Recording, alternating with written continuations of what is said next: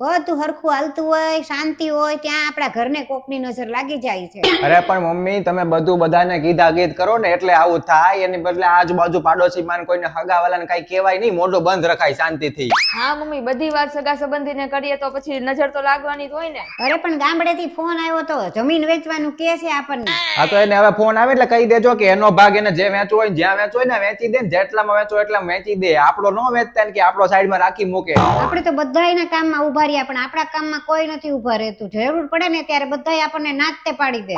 એ તો મમ્મી બધી જગ્યાએ એવું જ હોય, અમારે એવું જ છે. સગાવાલા માટે આપણે ગમે એટલું કરીએ ને તો એ આપણું ન રાખે. હા તારી વાત સાચી છે હો, બધું એમ જ હોય છે. અને સાંભળો, આપણે છે ને લગ્નમાં જવાનું છે, તાર ફૈબાનો ફોન આવ્યો તો શું કરવું છે? હવે મારે કોઈના લગ્નમાં જવું નથી મમ્મી, તમારે જવું હોય તો તમે જાજો, બાકી અમે નહીં આવીએ. ત્યાં જઈએ ને ખોટે ખોટી પંચાયત કર્યા કરે છે ભાઈ, તમે શું કરો છો ને તમારો છોકરો શું કરે. એલા ભાઈ જે કરતા હોય જ્યાં હોય ત્યાં. આ મમ્મી આમ જો હવારના કાકીના ફોન આવે છે, શું કરું, ઉપાડું કે ન ઉપાડું? આ તારી કાકી 1 લાખ રૂપિયા માંગે છે, શું કરું? ગમે એનો ફોન આવે ને પૈસા માટે હવે ના જ પાડી દેવાની કે આપણે શું ઝાડ ઉપર ઉગે છે તો આપણે તોડી તોડીને દયા કરીએ એને. અરે પણ સવારના 10 ફોન આવી ગયા છે ને કાકી પછી એમ કે છે કે આટલું મોટું ઘર લીધું ને 1 લાખ રૂપિયામાં જોર પડે છે. કાકીએ મોટો બંગલો લીધો તો ત્યારે આપણે કઈ માંગ્યા હતા પૈસા? આપણે કઈ કીધું હતું કે ભાઈ તમે આટલો મોટો બંગલો લીધો છે તો અમને પૈસા આપો એમ? અને આપણે તો પાછું નાનું એવું ઘર લીધું છે ને એ લોન ઉપર લીધું છે, મહિને 20,000 નો હપ્તો આવે છે, પાછા ઉપરથી પૈસા માંગે છે. અને તમારા બે માંથી મને એ કહો કે આ ઘર લીધું એ વાત એને ખબર ક્યાંથી પડી, કોને કીધું? આપણા ઘરેથી બધી વાત બધાને કોણ કે છે? મમ્મી. મમ્મી મેં કેટલી વાર કીધું છે કે મોઢું બંધ રખાય, આજે ફરી વાર શીખવાડ્યું મેં, મોઢું બંધ રખાય. બધી વાત બધાને કેતા ન ફરાય, પણ મમ્મી છે ને માને જ નહીં, બધું કીધા કીધ કરે કે મારો છોકરો આટલું કમાય, આટલું આવે છે, આટલું આવે છે, અમારે તો આવડું મોટું ઘર આવ્યું, અમે આટલાનું લીધું, અમે ગાડીઓ લીધી, બધું ઝીણું ઝીણું. અરે ઓલી ટાચણી લીધી હોય તો કે અમે ટાચણી લઈ આવ્યા 5 રૂપિયા. એલા ભાઈ બધું ન કહેવાનું હોય. અરે પણ નીકળી ગયું મોઢામાંથી તો હવે હું કરું? અરે ઘર તો ચલો ઠીક છે કે ક્યારેક અહીંયા આવવાના હોય ને વેલા મોડું તને ખબર પડવાની જ છે કે ઘર લીધું છે, એ તો દેખાય આવે. પણ બીજી વાત તો સાંભળો, ઓલો તમે મને ગોલ્ડ નો ચેન અપાયો હતો ને, ઈ મમ્મી અહીંયા કાકીને જઈને કહી દીધું.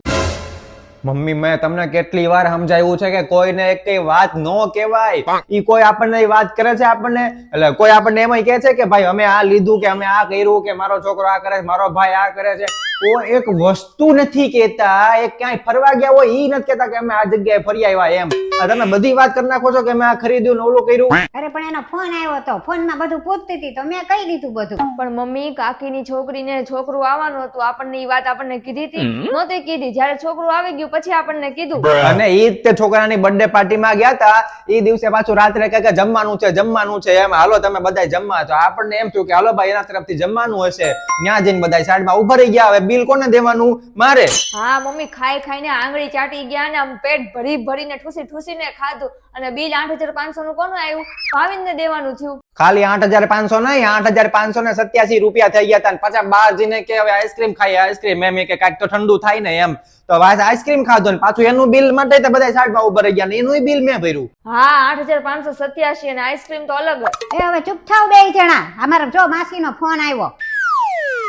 હેલો, હા હો મજામાં. હા હા જો અમે નવી ગાડી છોડાવી કાલે જ તે. હા અને મેં નવો આઈફોન લીધો, બોલો. હા અને હજી તો મારે સોનાનો સેટ લેવો છે.